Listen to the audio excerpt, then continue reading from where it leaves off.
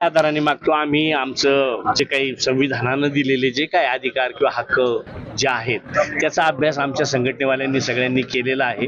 मग त्यात बागुल सर असतील किंवा डॉक्टर दाभाडे असतील, डॉक्टर सुपे सर असतील किंवा पोएम असतील किंवा सरकुंडे साहेब असतील. परवाच आम्ही ती एक मीटिंग केली.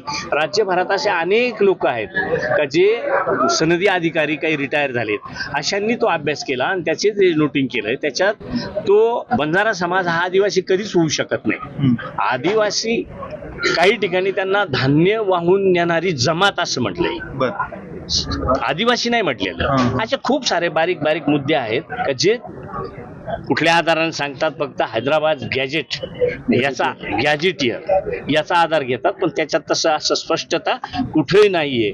काही राज्यांनी पूर्वी जाऊन बघितलंय, आपल्याही राज्यानं पूर्वी बंजारा आदिवासी आहे ह्याच्यासाठी सुप्रीम कोर्टापर्यंत गेले, कोर्टाने डिसमिस केलं. मग नंतर ते संसदेत गेले, संसदेने सुद्धा 2 वेळा ते रिजेक्ट केलेलं आहे. त्याच्यामुळे त्याला प्रक्रिया आहे.